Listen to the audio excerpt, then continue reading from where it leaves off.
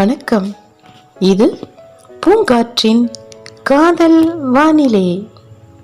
பூங்காற்று புதிதானது. காலம் கடந்து வாழும் காவிய காதலர்கள் குறித்து கதைப்போமா? வரலாற்று புகழ்மிக்க அழியாத காதல் காவியங்களுக்கு பெயர் போன காலம் முகலாய காலம் ஆகும். அக்பர் மற்றும் ஜோதாவின் ஒரே வாரிசு நூருதீன் சலீம் ஜஹாங்கீர். இவர்தான் நம்முடைய கதையின் இன்றைய கதாநாயகன். சின்ன வயசுலேயே இவர் கேளிக்கைக்கு அடிமையாயிட்டதால அதற்கு முற்றுப்புள்ளி வைக்கும் விதமாக இவரை படையில சேர்த்துடுறாங்க. 14 வருஷம் வீட்டை விடுத்து போர் புரிவதற்காகவே தன்னை அர்ப்பணித்துக் கொண்டு விடுகிறார். இதை விரும்பாத அவனுடைய அன்னை ஜோதா கேட்டுக்கொண்டதுக்காக அக்பர் தன்னுடைய மகனை நாட்டுக்கு திரும்பி வருமாறு கட்டளையிடுகிறார். சலீம் முகலாய அரசுக்கு திரும்பும் நாள் கோலாகலமா கொண்டாடப்படுதுங்க. ஆடல் பாடல் அப்படின்னு எந்தவித குறைகளும் இல்லாம பலமான பல ஏற்பாடுகள் செய்யப்பட்டிருக்கு. சலீமுக்கு பரிசு கொடுக்கிறதுக்காக அரண்மனை சிற்பி கிட்ட சொல்லி உலகத்திலேயே அழகான சிலைகள் செய்யுங்க அப்படின்னு சொல்லியிருக்காங்க. பார்த்து பார்த்து செதுக்கின சிற்பங்கள் முடியக்கூடிய நிலையில ஒரே ஒரு சிலையை மட்டும் முடிக்க முடியாத ஒரு சூழல் உருவாயிருச்சு. நாதிரா பேகம் அப்படிங்கிற பெண்ணை சிலையாக நிற்க வைக்க முடிவு பண்றாங்க. சலீம் போர் முடிஞ்சு கம்பீரமான யானை மாதிரி அந்த அரங்கத்துக்குள்ள வரான். சிலைகள் ஒவ்வொன்றாய் பார்க்கிறான். ரொம்ப அழகா இருக்கு. கண்களை கவரக்கூடிய விதத்தில் அந்த சிலைகள் அமைக்கப்பட்டிருக்கு இல்லையா? ஒவ்வொரு சிலையாக பார்த்துக்கிட்டே வரான். வந்தவன் இந்த சிலையாக நிற்கக்கூடிய நாதிராவை பார்த்தவுடன் அவளுடைய கண்களை பார்த்த மாத்திரத்திலே அவனுக்கு அவனுடைய சிந்தனையை அவன் இழந்து விடுகிறான். அந்த சிலையின் மீது லயித்து விடுகிறான். அவளை பார்த்த அந்த நொடி அவன் மனதில் உதிர்த்த பெயர் அனார்கலி. ஆம், சலீமின் அனார்கலி அவளே. காதல் கொண்ட மனம் தேன் நிறைந்த மலரை வண்டு சுற்றி திரிவதைப் போல அவளையே சுற்றி சுற்றி வந்தது. சலீமை வரவேற்கும் விதமாக ஆடல் பாடல் அப்படின்னு அமக்கலப்படுது அரண்மனையே. அந்த ஆடல்ல நாதிரா பேகத்தினால் ஒரு ஆடல் நிகழ்ச்சி ஏற்பாடு செய்யப்பட்டிருக்கு. சிலைக்கு உயிர் கொடுத்தவளை பார்த்த உடனே மனதை தொலைத்து விட்ட அவன் அவளின் ஆடலில் மொத்தமாய் தன்னை பறிகொடுத்து விடுகிறான் சலீம். முகலாய மன்னரான சலீம் தனக்கு அடிமை பெண்ணான நாதிராவின் மீது காதல் கொண்டு மொத்தமாக அவளை மாற்றுவதற்காக பல முயற்சிகள் அவன் செய்கிறான். காதல் நினைத்தால் எதையும் மாற்றும். காதல் நினைத்தால் எதையும் சாதிக்கும். முயற்சியின் பலனாக அவன் காதல் கடலில் 2 பேரும் நீந்த ஆரம்பிக்கிறார்கள். அடிமை பெண் நாதிராவை முகலாய மன்னன் சலீமின் அனார்கலியாக மாற்றியிருந்தான் தன் காதலினான் சலீம். காதல் கொண்ட ஜோடி புறாக்கள் தங்கள் உலகத்தில் எந்தவித தடையும் இல்லாமல் சுதந்திரமாக பறந்து திரிந்தார்கள். நரம்பும் தசையும் கண்களுக்கு அத்தனை தெளிவாய் தெரியாது, ஆனால் மனித உடலுக்குள் பெரும் பங்கு வகிக்கும். அதுபோல அவன் வாழ்க்கையில் அனார்கலியின் பங்கு பெருமளவில் இருக்கு அப்படின்னு உணர்கிறான் சலீம். காதல் வானிலே ஆனந்தமாய் தெரிந்தவர்களுக்கு பெரும் தடையாக வந்தார் சலீமின் தந்தையான முகலாய மன்னர் அக்பர். நாதிராவை சிறை வைக்கிறார். அந்த காலத்தில்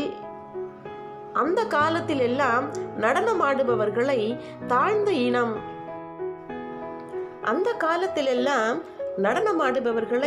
தாழ்ந்த இனம் அப்படின்னு சொல்றவங்க தான் அதிகமா இருந்திருக்காங்க.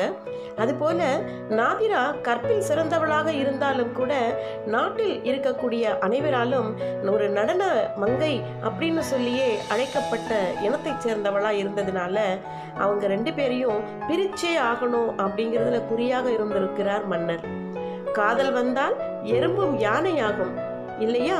அந்த பழமொழியை பொய்யாக்காமல் தன்னுடைய காதலை எதிர்த்த தன்னுடைய அப்பாவையே எதிர்க்க துணிந்தான் சலீம். தன்கிட்ட இருந்த படைகளை திரட்டி அப்பாவுக்கு எதிராக போர் புரிய போயிருக்கிறார். ஆனால் தனக்கு வித்தை சொல்லிக் கொடுத்த ஆசிரியனிடமே வித்தையை காட்ட போனால் என்ன நடக்குமோ அதுதான் அன்றைக்கும் நடந்தது சலீமுக்கு. சலீம் தோற்று போனான். போரில் மன்னர் அக்பர் தன் மகனை வீழ்த்தி வெற்றி கண்டார். மகனாக பார்க்காம போர் புரிந்து கலக்கம் ஏற்படுத்திய எதிராளியான சலீமுக்கு மரண தண்டனை விதிக்கிறார். நாதிராவை என்கிட்ட ஒப்படைச்சா சலீமுக்கு மன்னிப்பு வழங்கப்படும் அப்படின்னு இளவரசனுக்கு உயிர் பிழைக்க ஒரு வாய்ப்பை கொடுக்கிறார் அக்பர். தன்னுடைய நாயகனுக்கு மரண தண்டனை கிடைத்து அதன் பிறகு நம்ம உயிர் வாழ்ந்து என்ன பிரயோஜனம் அப்படின்னு நினைச்சு தானாக முன்வந்து தன்னை அர்ப்பணித்து தன்னுடைய நாயகனை காப்பாற்றுகிறாள் நாதிரா. சலீம் இளவரசருக்கு தெரியாமல் அக்பர் நாதிராவை சந்தித்து பேசுறார். நீ ஒரு பணிப்பெண், உனக்கு என்ன தகுதி இருக்கு என் மகனை திருமணம் செய்ய? கேவலம் ஆடிப்பாடி மகிழ்விக்கும் நீ என் மகனை எப்படி கல்யாணம் பண்ணிக்க முடியும் அப்படின்னு சொல்லி நிறைய மனசு நோகிற மாதிரி நிறைய வார்த்தைகளை பிரயோகம் பண்ணி நாதிரா கிட்ட கேட்கிறாரு. காதல் கொண்டது என்னவரின் தூய்மையான அன்பை பெறுவதற்காக மட்டுமே. அவரை தண்டித்து விடாதீர்கள், என் உயிரை வேணா நீங்க எடுத்துக்கோங்க, அவரை விட்டுடுங்க அப்படின்னு சலீமின் அனார்கலியாக கெஞ்சுகிறாள் அந்த அடிமை பெண். உனக்கு ஒரு வாய்ப்பு தருகிறேன், என் மகனை என்கிட்ட கொடுத்துட்டு மொத்தமா நீ அவனை விட்டு போயிடணும் அப்படின்னு சொல்றாரு. நான் எதுவானாலும் செய்யறேன், என் உயிரானவரின் உயிரை பறித்து விடாதீர்கள், மன்றாடி கேட்கிறேன் அப்படின்னு கெஞ்சி அழுகிறா அனார்கலி.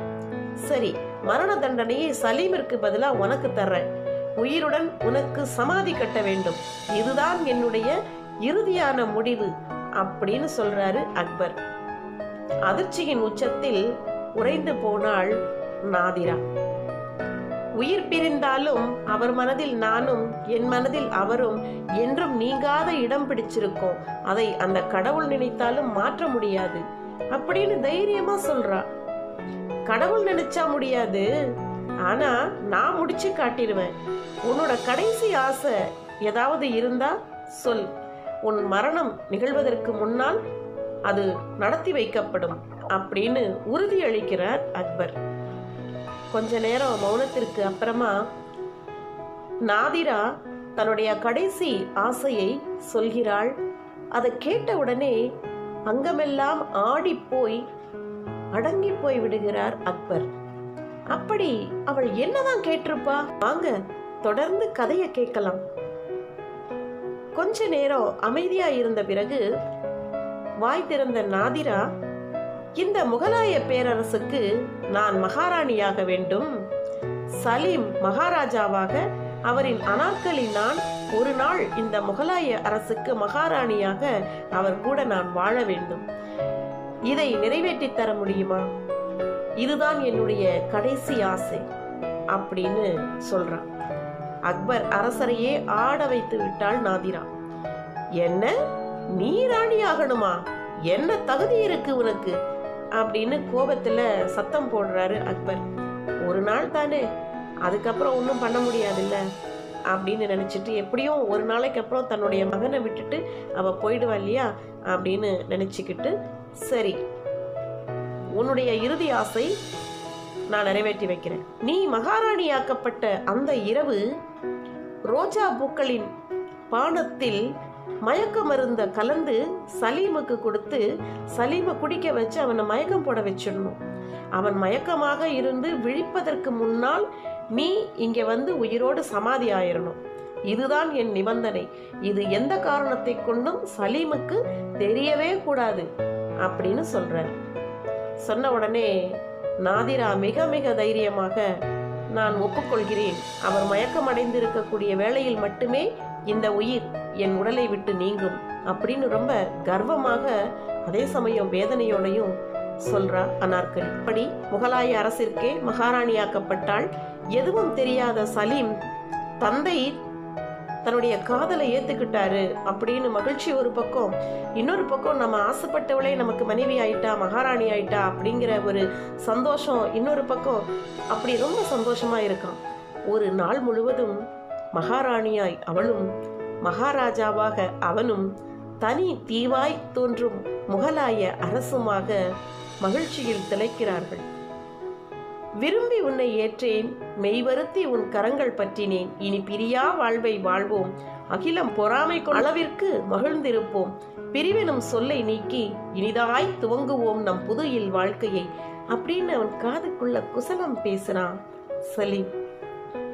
என்னை நீங்கும் நிலை வந்தாலும் வெள்ளை உருண்டை கொண்ட கருவிழி உவர்நீர் சுரக்காமல் காத்திரள வேண்டுகிறேன், என் விருப்பம் நிறைவேற்றுவீரா என் மாவீரரே அப்படின்னு அனார்கலி சொல்றா.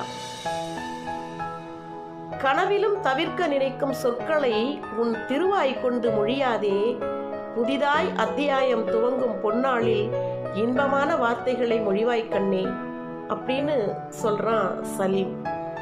இப்படியாக இவர்களுக்குள் மகிழ்ச்சியில் தன்னுடைய நேரத்தை அவர்கள் கடத்துகிறார்கள். எங்கும் சொல், இந்த சலீமின் அனார்கலி நீ மட்டுமே, அடிமை பெண் அல்ல சலீமின் அனார்கலி, தெளிவாய் சொல், எங்க வேணாலும் சொல்லு, சலீமின் அனார்கலி நீதான் அப்படின்னு சொல்லு அப்படின்னு அனார்கலியின் காதுகளுக்குள் மந்திரிக்கிறான் சலீம். அப்படியே பேசிட்டு இருக்கும்போது ராஜாவுக்கு ரோஜா இதழ் பானம் அப்படின்னா ரொம்ப பிடிக்குமோ அப்படின்னு கேட்கிறான் அனார்கலி. அதற்கு அவன் விஷத்தை கொடுத்தாலும் விரும்பி குடிப்பேன் அன்பே அப்படின்னு சொல்றான். மனதை கல்லாக்கிக்கிட்டு அக்பர் சொன்ன மாதிரியே ரோஜா இதழ் பானத்துக்குள்ள மயக்க மருந்தை போட்டு சலீம் குடிக்கிறதுக்காக அனார்கலி கொடுக்கிறான். சலீம் அதை குடித்துவிட்டு மயங்கி விடுகிறான். மடியில் கிடத்தியிருந்த அவனை மஞ்சத்தில் கிடத்திவிட்டு கண்ணிறைய தன் கணவனை நிறைத்து கொண்டு கன்னத்தில் வழியும் கண்ணீரை துடைத்து கொண்டு அங்கிருந்து அரசவைக்கு கிளம்புகிறாள் அனார்கலி. அதிகாரம் வந்து நீ மகாராணி ஆயிட்ட பிறகு தப்பி பிழைப்பாய் அப்படின்னு நான் நினைச்சேன், ஆனா நீ அது செய்யலையே, பரவாயில்லையே அப்படின்னு சொல்லிட்டு போய் அதுக்குள்ள நில்லு அப்படின்னு கட்டளை இடுகிறார். அக்பர் கை நீட்டிய திசை பக்கம் அனார்கலி திரும்பி பார்க்கிறாள். அங்கே சுவர்கள் பாதியாக எழுப்பப்பட்ட நிலையிலே அங்கே வேலை நடந்து கொண்டிருக்கிறது. அக்பர் சொன்ன போது சலீமின் அனார்கலி நான் அப்படின்னு மனசுக்குள்ள உச்சரித்து கொண்டே அக்பர் சொன்ன இடத்துல போய் அவன் நிற்கிறா. அவர்களின் காதலுக்கு வேலியாய் செங்கலும் மணலும் களிமண்ணும் கொண்டு இறுக்கி சுவர் எழுப்பப்படுகிறது. சலீமின் அனார்கலி நான், சலீமின் அனார்கலி நான் அப்படின்னு நாதிரா தன்னுடைய வாய்க்குள் முணுமுணுத்து கொண்டே அப்படியே நிற்கிறா. மயக்கம் தெளிந்து எழுந்த சலீம் அனார்கலி என்று கூப்பிட்டவாறு அனார்கலியை தேட ஆரம்பிக்கிறான். அறைகள் முழுவதும் தேடுகிறான். தேடினான் தேடிக்கொண்டே இருக்கிறான். எங்கும் அனார்கலி இல்லை. தூரத்தில் ஜன்னல் வழியாக வெளியில் பார்க்கிறான். தூரத்தில் ஏதோ தெரிகிறது. பாதிக்கு மேல் சுவர் கட்டப்பட்டு விட்டது. இன்னும் கொஞ்சமே பாக்கி இருக்க அவன் புரிந்து கொண்டு விடுகிறான் அங்கே நிற்பது அனார்கலி என்று. அவனின் அனார்கலியை உயிருடன் அந்த அறைக்குள் வைத்து மூட இருக்கிறார்கள். அவன் புரிந்து கொண்டு விட்டான். ஓடுகிறான். ஏனோ அந்த மாவீரனுக்கு கால்களில் அத்தனை தடுமாற்றம் இன்று. அங்கு அவள் சலீமின் அனார்கலி நான், சலீமின் அனார்கலி நான் என்று வாய்க்குள் முனகியவாறே மிக மிக தைரியமாக அங்கே நின்று கொண்டிருக்கிறாள். வேகமாய் வந்தவன் தடுக்கி விழ அவன் கண்ட கடைசி காட்சி தன் அனார்கலியின் கண்களை மட்டுமே. முடிந்தே விட்டது. கண்களில் துவங்கிய சலீமின் அனார்கலி காவியம் கண்களிலேயே இணைகிறது. உயிர் பிரியும் வேளையில் அவன் கடைசி வார்த்தைகள் அனார்கலியின் சலீம் இவன் என்பதே. தன் காதலுக்காக உயிரோடு இருந்த போதே சமாதியாக்கப்பட்ட அனார்கலியும் அவள் நினைவுகளுடனே வாழ்ந்த சலீமும் மட்டுமே என்றும் அழகிய காதலுக்கு தகுதியானவர்கள். அந்த காதல் இன்றும் வாழ்ந்து கொண்டுதான் இருக்கிறது. என்ன நண்பர்களே, கதையை கேட்டீங்களா? மீண்டும் இன்னொரு காதல் கதையில சந்திப்போம்.